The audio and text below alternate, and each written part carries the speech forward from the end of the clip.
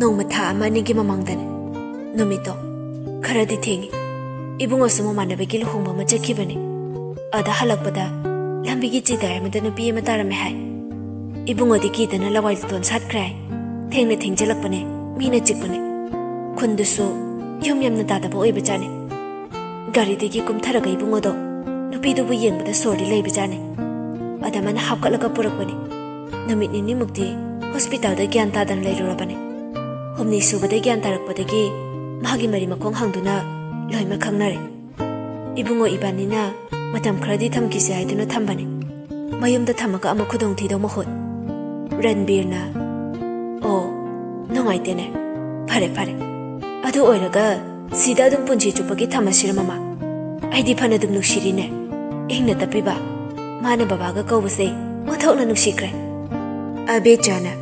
aduni mi moi baba haiduna ani du nokmi nei thadoi taibangan bagi ka da changduna taibangan baba haudoi da odau tabro taibangan ba khumakte thadoi na as sidi pura pumine kana de hekta phajib se haidoge haiduna phajib tu khanghai haidoi taibangan bana ima kaino me as nang sidi oi hakta tumba sida thadoi na oima taibangan ba mamit mana khang sing sing kalai aduga as ayuk sida chopi he ai ngantana haiduna phajib tu amuk magok yobong chingkhat kri thadoi su ikai mandana karimta hairam da bichen kri be maso hanagi leifam hostel du da amuk lagtuna leirare khanjari wakhandana elemen khumdaba yade amukta di gyanta haninge ima baba sole haibai khange adu bahujikti ima su khara khara phare emungi thabakti tek tek ngame aduga amana aina yumda sum leisalabadi kamdawni paisa na khaide ai wakhan sondha biyara aina hinglibse ima baba chiche gi damakne aina tarai tarai apangbi amagum leithokpa chomde ai hoje police da report taraga case tangkat kane bai khangni dana leisina khaidore bebe lakpaga mangidna sintana leikai la lamba magal horobo ngai leikai da be mana nabani na marol ma wakan se phagra pode khainu khangde matha ka ngai hak sabam khangde mi sintana is masaksiga matha ga sa bahai rabo nongba leisina yumda chalu batagi matha ga sa bahai raba kari kesno nangi matha do be mana yamna lubane bebe ai koksai hakta patha ba yabra inki ge hairaga phamung lomda changki leisina e kaidore habana sina sintana chamane ye aisu khangde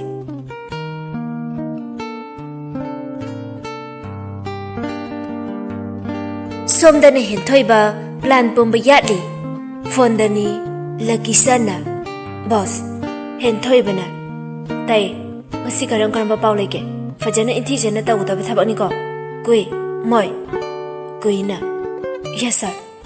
henthoibana maside aikhoige min khangna ba khaktani ko kol da fauna ba sinatana aige minga palade mi mamang da chopnani sir ga korokano boss na traga tamo amai tiye aduga yambuga kauradi irai rai na mina phagini kuina oi oi boss henthoibana nade atai do conference tau semta kanate sai kuina oi haiduna mari call tau sane moina sir kamaina tau sai bano ai khara budi ta hawe ngasai sir DGP thaubudo phone da kai keno khara di haina kraiba kuina ngasi di pot la kan haigum tau bane ai ta roi lobu chapa ngasi di adubu chaisam lakfam di loina makhangi ai ta lake ne hak leira ga mathang mathang henthoi bana hoi chakshina tau gudaba thabak ni masidi heite irai len tau gudaba thabak na dene lansna di tabra lansna na tai sir henthoi bana kaidore nangde lansna na sir ai yaro gum geda ai ge sare tre ai di chega chamane henthoi bana haima nangbodu bu kaidore ge haba lansna na ai gi thawai mangni khanjaba ai gi thadoi ai bu thado omdena taibang pan sida leiramche madil apna chakre henthoi ba amadi kui moi koi makhoi mari mak ꯅꯨꯡꯉꯥꯏꯇꯕꯅ ꯂꯣꯏꯔꯦ ꯑꯗꯨꯕꯨ ꯊꯦꯡꯖꯤꯟꯕꯤꯔꯛꯏ ꯍꯩꯃꯥ ꯑꯗꯨꯒꯤ ꯑꯣꯏꯔꯦ ꯌꯦꯡꯉꯣꯏ ꯃꯤꯑꯣꯏꯕ ꯍꯥꯏꯕꯁꯤꯗꯤ ꯑꯁꯤꯕ ꯅꯥꯏꯅ ꯍꯤꯡꯂꯤꯕ ꯉꯥꯛꯇꯅꯤ ꯑꯩꯈꯣꯏꯒꯤ ꯍꯤꯡꯕꯒꯤ ꯃꯇꯝ ꯉꯁꯤ ꯍꯌꯦꯡ ꯂꯩꯇꯦ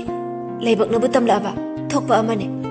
ꯑꯗꯨꯒꯤꯗꯃꯛ ꯅꯪ ꯋꯥꯔꯨꯅꯨ ꯅꯨꯡꯁꯤꯕ ꯑꯃ ꯀꯥꯏꯅꯕꯒꯤ ꯆꯩꯅꯥꯗꯣ ꯅꯨꯡꯁꯤꯕ ꯑꯃꯅ ꯑꯃꯨꯛ ꯃꯍꯨꯠ ꯆꯦꯜꯂꯒ ꯂꯣꯏꯔꯦꯗꯅ ꯂꯟꯁꯅꯥꯅ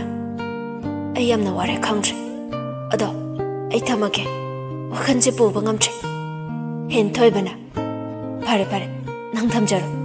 ꯑꯗꯨꯒ ꯑꯃꯅ ꯅꯪꯁꯨ ꯋꯥꯈꯟꯗꯣ ꯐꯖꯅ ꯈꯜꯂꯨꯀꯣ ꯅꯨꯡꯉꯥꯏꯇꯕ ꯈꯜꯂꯨꯅꯨ ꯑꯩꯈꯣꯏ ꯃꯌꯥꯝ ꯂꯩꯁꯤꯗꯤ ꯂꯟꯁꯅꯥꯅ ꯍꯥꯏꯗꯨꯅ ꯊꯝꯈ꯭ꯔꯦ ꯈꯜꯂꯛꯏ ꯋꯥꯈꯟꯗꯅ ꯏꯟꯗꯣꯝꯆꯥ ꯃꯦꯝꯊꯣꯏ ꯅꯪꯅ ꯑꯗꯨꯛ ꯐꯠꯇꯕ ꯅꯆꯥ ꯅꯠꯇꯦ ꯍꯥꯏꯗꯨꯅ ꯅꯪꯅ ꯊꯥꯗꯣꯏꯕꯨ ꯐꯩ ꯈꯪꯅꯤꯗꯅ ꯅꯪꯁꯨ ꯑꯩꯅ ꯅꯪꯒꯤ ꯅꯆꯥꯗꯣ ꯑꯃꯨꯛ ꯀꯩꯗꯧꯔꯛꯀꯦ ꯌꯦꯡꯉꯨꯗꯅ ꯐꯩ ꯑꯩ ꯉꯁꯤꯃꯛ ꯆꯠꯀꯅꯤ ꯌꯨꯝꯂꯣꯝꯗ ꯍꯥꯏꯗꯨꯅ ꯐꯨꯛ ꯍꯧꯒꯠꯂꯤ ꯑꯗꯨꯒ ꯊꯣꯛꯂꯛꯏ ꯇꯟꯖꯥꯗꯨꯗ ꯂꯥꯛꯄꯁꯨ ꯍꯦꯛ ꯊꯣꯛꯂꯛꯄ ꯃꯄꯥꯅꯤ ꯑꯗꯨꯕꯨ ꯂꯟꯁꯅ ꯀꯔꯤꯝꯇ ꯍꯥꯏꯔꯝꯗꯕꯤ ꯑꯃꯨꯛ ꯆꯠꯈ꯭ꯔꯦ ꯂꯥꯛꯄꯅ ꯍꯩꯃꯥ ꯀꯩꯅꯣ ꯑꯩꯈꯣꯏ ꯂꯟꯁꯅꯥꯁꯤꯅ ꯀꯔꯤꯝꯇ ꯍꯥꯏꯔꯝꯗꯦꯅꯦ ꯑꯁ ꯈꯪꯗ꯭ꯔꯦꯗ ꯑꯩꯁꯨ ꯀꯔꯤꯅꯣ ꯑꯩꯅ ꯋꯥꯈꯜ ꯇꯥꯔꯛꯀꯥꯟꯁꯤꯗ ꯃꯤꯁꯤꯡꯁꯦ ꯂꯣꯏꯅꯃꯛ ꯁꯦꯔꯩ ꯆꯠꯂꯦ ꯑꯁꯨꯝꯅ ꯂꯟꯁꯅꯥꯗꯣ ꯑꯣꯇꯣ ꯑꯃ ꯔꯤꯖꯥꯔꯚ ꯇꯧꯗꯨꯅ ꯚꯤꯛꯇꯣꯔꯤꯌꯥꯒꯤ ꯃꯌꯨꯝ ꯇꯝꯅ ꯂꯥꯛꯏ ꯉꯥꯏꯍꯥꯛꯀꯤ ꯃꯇꯨꯡꯗ ꯌꯧꯔꯦ ꯍꯦꯛ ꯌꯧꯕꯒ ꯀꯨꯝꯗꯩ ꯂꯟꯁꯅꯥꯅ ꯀꯀꯥ ꯁꯤꯗ ꯉꯥꯏꯍꯥꯛ ꯂꯩꯕꯤꯔꯝꯃꯨ ꯀꯨꯏꯔꯛꯑꯣꯏ ꯑꯣꯇꯣ ꯗ꯭ꯔꯥꯏꯚꯔꯗꯨꯅ ꯍꯣꯏ ꯍꯣꯏ ꯀꯨꯏꯗꯤ ꯀꯨꯏꯔꯛꯀꯅꯨꯀꯣ ꯏꯕꯨꯡꯉꯣ ꯂꯟꯁꯅꯥꯅ ꯍꯥꯏꯗꯨꯅ ꯚꯤꯛꯇꯣꯔꯤꯌꯥꯒꯤ ꯃꯌꯨꯝꯗ ꯆꯪꯂꯛꯂꯤ ꯑꯗꯨꯒ ꯍꯔꯥꯎꯕ ꯅꯨꯡꯁꯤꯕ ꯃꯑꯣꯡ ꯆꯥꯗꯨꯅ ꯀꯧꯔꯔꯦ ꯏꯅꯣꯝꯆꯥ ꯀꯅꯥ ꯀꯅꯥ ꯂꯩꯒꯦ ꯌꯨꯝꯁꯤꯕꯣ ꯃꯦꯝꯊꯣꯏ ꯇꯥꯔꯗꯨꯅ ꯀꯅꯥꯅꯣꯅꯦ ꯍꯥꯏꯗꯨꯅ ꯉꯥꯡꯗꯨꯅ ꯊꯣꯛꯂꯛꯏ ꯂꯟꯁꯅꯥꯅ ꯏꯅꯣꯝꯆꯥ ꯑꯩꯅꯦ ꯂꯟꯁꯅꯥꯅꯦ ꯃꯦꯝꯊꯣꯏ ꯂꯟꯁꯅꯥ ꯎꯕꯗ ꯂꯋꯥꯏ ꯂꯨꯇꯣꯟ ꯁꯥꯠꯈ꯭ꯔꯦ ꯃꯔꯝꯗꯤ ꯂꯩꯀꯥꯏꯁꯤꯗ ꯈꯪꯗꯕ ꯑꯃꯠꯇ ꯂꯩꯈꯤꯗꯕꯅ ꯂꯟꯁꯅꯥ ꯑꯃꯗꯤ ꯊꯥꯗꯣꯏꯒꯤ ꯅꯨꯡꯁꯤ ꯋꯥꯔꯤꯗꯣ ꯑꯗꯨꯅꯅꯤ ꯄꯥꯈꯠꯂꯤꯕ ꯇꯧꯗꯨꯅ ꯍꯩꯃꯥ ꯏꯕꯨꯡꯉꯣ ꯀꯔꯤ ꯊꯕꯛꯀꯤꯅꯣ ꯀꯥꯈꯠꯂꯛꯑꯣ ꯎꯗ ꯀꯨꯏꯔꯦꯅꯦ ꯂꯟꯁꯅꯥꯅ ꯍꯣꯏ ꯏꯟꯗꯣꯝꯆꯥ ꯃꯦꯝꯊꯣꯏꯅ ꯀꯔꯤ ꯊꯕꯛꯀꯤ ꯂꯥꯛꯏꯕ ꯂꯟꯁꯅꯥꯅ ꯁꯨꯝꯗꯧꯕꯅꯦ ꯑꯩꯁꯦ ꯕꯦꯃꯗꯨꯁꯨ ꯊꯦꯡꯅꯕ ꯌꯨꯝꯗ ꯆꯠꯂꯨꯅꯤ ꯍꯥꯏꯕ ꯑꯗ ꯃꯥꯅ ꯏꯅꯥꯎꯗꯣ ꯄꯨꯔꯛꯑꯣ ꯃꯦꯂꯥ ꯌꯦꯡꯍꯟꯒꯦ ꯏꯗꯣꯝꯆꯥꯗ ꯈꯔ ꯍꯥꯏꯅꯕꯤꯔꯛꯑꯣ ꯍꯥꯏꯕ ꯄꯨꯔꯛꯇꯕ ꯌꯥꯔꯣꯏꯁꯨ ꯍꯥꯏꯔꯛꯄ ꯑꯗꯅꯦ ꯑꯩꯁꯨ ꯃꯊꯥ ꯁꯥꯅ ꯂꯥꯛꯏꯅꯦ ꯃꯦꯝꯊꯣꯏꯅ ꯍꯩꯃꯥ ꯑꯗꯨꯃꯛ ꯍꯥꯏꯔꯛꯄ꯭ꯔꯣ ꯂꯟꯁꯅꯥꯅ ꯍꯣꯏ ꯏꯟꯗꯣꯝꯆꯥ ꯃꯦꯝꯊꯣꯏꯅ ꯑꯩꯈꯣꯏ ꯊꯥꯗꯣꯏꯒꯤ ꯄꯥꯎꯗꯤ ꯇꯥꯔꯕꯣ ꯅꯪꯕꯣ ꯂꯟꯁꯅꯥꯅ ꯇꯥꯔꯦ ꯏꯟꯗꯣꯝꯆꯥ ꯁꯤꯈꯤꯕ ꯃꯥꯒꯤ ꯁꯨꯝ ꯈꯟ ꯌꯥꯄꯣꯟꯇꯦꯗ ꯃꯦꯝꯊꯣꯏꯅ ꯑꯗꯨꯅꯤ ꯏꯕꯨꯡꯉꯣꯗꯤ ꯋꯥꯈꯜ ꯂꯧꯁꯤꯡ ꯑꯣꯟꯊꯣꯛꯅ ꯂꯩꯈ꯭ꯔꯦꯍꯦ ꯏꯆꯥ ꯊꯣꯏꯕꯤ ꯅꯪꯗ ꯂꯟꯁꯅꯥ ꯂꯥꯛꯏꯅꯦ ꯆꯦꯕꯦꯝꯃꯅ ꯅꯪꯕꯨ ꯂꯥꯛꯑꯣ ꯍꯥꯏꯌꯦꯅ ꯃꯦꯂꯥ ꯌꯦꯡꯕ ꯄꯨꯕꯤꯒꯦ ꯍꯥꯏꯔꯤꯅꯦ ꯚꯤꯛꯇꯣꯔꯤꯌꯥ ꯍꯔꯥꯎ ꯆꯦꯟꯊꯣꯔꯛꯏ ꯍꯥ ꯑꯁꯦꯡꯕꯩꯔꯣ ꯕꯗꯥ ꯂꯟꯁꯅꯥ ꯂꯟꯁꯅꯥꯅ ꯃꯥꯅꯦ ꯂꯣꯏꯁꯜꯂꯨꯔꯣ ꯒꯥꯔꯤꯁꯨ ꯉꯥꯏꯍꯧꯔꯕꯅꯤ ꯆꯣ ꯅꯪꯒꯤ ꯄꯨꯅꯕ ꯐꯤꯔꯣꯜ ꯈꯔ ꯄꯨꯔꯛꯑꯣ ꯁꯦꯠꯅꯕ ꯚꯤꯛꯇꯣꯔꯤꯌꯥꯅ ꯍꯣꯏꯗ ꯉꯥꯏꯍꯥꯛ ꯉꯥꯏꯔꯝꯃꯣ ꯍꯥꯏꯗꯨꯅ ꯀꯥꯗ ꯍꯔꯥꯎꯅ ꯆꯦꯟꯁꯤꯟꯈꯤꯗꯨꯅ ꯀꯩꯅꯣ ꯍꯥꯞꯄꯕ ꯃꯇꯨꯡ ꯊꯣꯛꯂꯛꯏ ꯂꯟꯁꯅꯥꯅ ꯂꯣꯏꯔꯕꯣ ꯚꯤꯛꯇꯣꯔꯤꯌꯥꯅ ꯂꯣꯏꯔꯦ ꯆꯠꯂꯁꯦ ꯃꯦꯝꯊꯣꯏꯅ ꯉꯥꯏꯈꯣ ꯍꯥꯏꯗꯨꯅ ꯏꯃꯨꯡꯗ ꯄ꯭ꯔꯞ ꯆꯪꯗꯨꯅ ꯑꯃꯨꯛ ꯊꯣꯛꯂꯛꯏ ꯁꯦ ꯏꯆꯥ ꯊꯣꯏꯕꯤ ꯅꯪꯒꯤ ꯑꯥꯗ ꯆꯤꯆꯦꯒ ꯑꯆꯥꯄꯣꯠ ꯆꯥꯅꯕ ꯄꯩꯁꯥ ꯍꯥꯏꯗꯨꯅ 2,000 ꯆꯠꯄꯤ 3 ꯄꯤ ꯚꯤꯛꯇꯣꯔꯤꯌꯥꯅ ꯑꯩꯈꯣꯏ ꯃꯥꯁꯦ ꯅꯨꯡꯁꯤꯅꯦ ꯉꯁꯤꯗꯤ ꯃꯦꯝꯊꯣꯏꯅ ꯅꯆꯦꯒ ꯈꯠꯅꯗꯕꯤ ꯂꯩꯌꯨꯀꯣ ꯄꯪꯒꯅꯨ ꯏꯆꯥꯁꯤꯗꯤ ꯚꯤꯛꯇꯣꯔꯤꯌꯥꯅ ꯍꯣꯏ ꯏꯃꯥ ꯂꯟꯁꯅꯥꯅ ꯂꯣꯏꯔꯗꯤ ꯆꯠꯁꯤꯂꯥꯎ ꯍꯥꯏꯗꯨꯅ ꯊꯣꯔꯛꯏ ꯚꯤꯛꯇꯣꯔꯤꯌꯥ ꯃꯃꯥꯗ ꯕꯥꯏ ꯇꯧꯔꯝꯃꯒ ꯍꯔꯥꯎꯅ ꯆꯠꯈ꯭ꯔꯦ ꯑꯁꯨꯝ ꯊꯧꯔꯛꯄꯅ ꯐꯅ ꯌꯥꯝꯅ ꯁꯥꯡꯅꯗꯤ ꯊꯧꯔꯛꯑꯕꯅꯤ ꯑꯣꯇꯣ ꯗ꯭ꯔꯥꯏꯚꯔ ꯑꯗꯨꯗ ꯂꯟꯁꯅꯥꯅ ꯀꯀꯥ ꯁꯥꯏꯗ ꯑꯝꯇ ꯈꯥꯝꯕꯤꯌꯨ ꯄꯣꯠꯆꯩ ꯈꯔ ꯂꯩꯈꯤꯒꯦ ꯍꯥꯏꯗꯨꯅ ꯑꯣꯇꯣꯗꯒꯤ ꯀꯨꯝꯊꯗꯨꯅ ꯂꯟꯁꯅꯥꯗꯣ ꯏꯃꯨꯡꯗ ꯆꯥꯗꯕ ꯌꯥꯗ꯭ꯔꯕ ꯑꯀꯨꯞ ꯑꯇꯥ ꯂꯩꯔꯛꯏ ꯂꯣꯏꯔꯗꯨꯅ ꯑꯃꯨꯛ ꯀꯥꯈꯠꯇꯨꯅ ꯒꯥꯔꯤꯗꯨ ꯊꯧꯕ ꯍꯧꯏ ꯑꯁꯨꯝ ꯊꯧꯔꯛꯄꯅ ꯂꯝꯍꯥꯡ ꯑꯃꯗ ꯌꯧꯔꯛꯏ ꯃꯤ ꯀꯅꯥꯁꯨ ꯇꯥꯕ ꯎꯗꯦ ꯏꯁꯨꯛ ꯁꯨꯛꯄ ꯂꯝꯍꯥꯡꯅꯤ ꯚꯤꯛꯇꯣꯔꯤꯌꯥ ꯄꯥꯈꯠꯄꯅꯁꯨ ꯌꯥꯗ꯭ꯔꯦ ꯗꯥ ꯂꯟꯁꯅꯥ ꯑꯩꯈꯣꯏꯅ ꯆꯠꯂꯤꯁꯤ ꯀꯥꯏꯗꯅꯣ ꯂꯟꯁꯅꯥꯅ ꯌꯧꯔꯀꯥꯟꯗ ꯈꯪꯅꯤ ꯊꯝꯃꯤ ꯂꯩꯌꯣ Victoria tomina amuk laikre kibadi asum hengkalai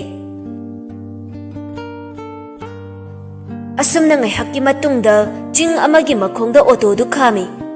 lens nana yauri kumdaro Victoria na karino sidi chingni ai kumda bangamoi ai di koirau launa haisini kaino sidi chiche leibam chunatana chiche leibam di bazar me yadani aduga sidi chingni ai di ngamoi kumda ba lens nana thani de kumdaro ai mi phuning de ko kapning bro sing bro ha hekta hatok pi ba Victoria kapli mali kumdarai aduga magi firol du sulau tharai asumna auto da yawba pot makai sulau da duna auto gi paisa du supi gi duna le haure ani do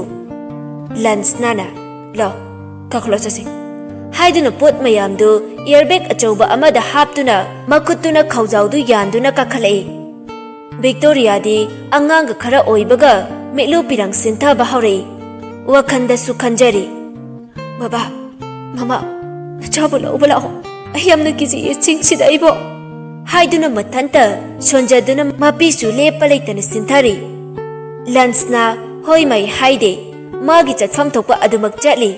aduga chingi mafamgi akoibudu yengi siodi japcharine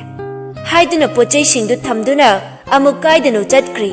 thangjau ama paiduna aduga ngai hakki matungda u taramuk chingba ngamboi ngamdaboi purai aduga amuk awatpadu laurure Mathanda kok tawduna sang macha ama sarari mathak tudi iyanduna kupsali yamna chawba natrasu adum hipna chana ba mi leina ba yum haidu oirari piktak chintak fanabura si leina sarari loireduna lens nana chalo manu kai kai no yengu cho Victoria kina kaino sida lei dure khoba lens nana hone chalo thuna manungda yengu cho ai phone tawraga kawge poche awara pakara haiduna magi phone du lauthokuna kanadanu khangde Victoria na as kanade ibu chai da call tawshirane tawraga mo ngaba kanade ai baba da oina tawrage haiduna magi phone du lok hangba hek hobaga karom da kino khangde lans nana mulli phone pai baga yaroi ko namana padaga haibi yaro haisine Victoria kappa hori kaigino ai ba pharaga pura ise lens nana namada hangucho thaninde chingchida koirau lorokana ngasi I haigalakdana hatokani ngamaiga khaliro ha haiduna manakta changjalai Victoria kibana kham thengkre ai but happy gano dalasta ai kapra ai kem ta haira roiba lens nana adu kiri do pai aina haiba khak yadawne nang asidagi nama phattabinina nangonda da sakra taba tabanine nama napado macha leitabigi awabada matam khra khanganji natro Victoria mapi di lepa leitana sinthari lens nana warnu kemta tawriko aina nangonda aduga tumina chenki ge haiba wakhando khalaba aidi ko haisini hatoka dawne Victoria mangak tu nomi chaloi haibagi ingita lens nana Haki matung blanket dai mampak loina purani double nei bani ge hairaga fagi tau ba horai oh angang amanga sidi nungai teda aina tumingai da hatok toroba nang tumingai da ina mona melaga hatoke Victoria mamit mana chap yungkre kibanu suma sadu thak ni wangang baga thoktrei lens nana chalo aina sari ba sangse yengu chalo Victoria hoi mai haina dana changkre adubu sangdugi manung changakpada pungak heknai oirami ba phibamdu manungdadi yamna nali kani oi amana jakhumni pochai thambam su phajana inthijana semi aduga ka amaduna ugi phamang du khara chawtakna una sari aduga firol yanpham gadu phajana thami Victoria magi earbag tagi firol hapakpa singdu amamamta oina yanjali aduga loireduna amuk ngai hakphami lansna changaktuna chakhumgi pochai singdu thamjalami sidu semjaluko hairamaga amuk thokre sida phajana lermako ai makhada pochai khara laurukige haiduna amuk chatkre Victoria so kirasu upai leite magi semjanbam thokpo semjali loireduna amuk mapanda haife tholaktuna fami haisu haibani mahausagi khusem yaudana phajai maphamdu uchan marakto isuksukwa chingmakti oidre Ucan maraktuda lairiba sang machadugi manaktasu ahangba ngaktani. Kalendana urum oiba ningthamthadasu nungsa yaifam adumak fangi. Akoibagi fajabadu uraga Victoria ngayhakti awaba pumnamak kaukthokjay. Ngayhakki matungda lunch na pochai singdu matang holai. Humangsu tap tajari adu ubada Victoria su nungaitabasu faujari. Asomdana nungdangi matamni project thabak halaktuna kaurari machabu. Icha thoibe mem thoina. Omi babong chakri sado.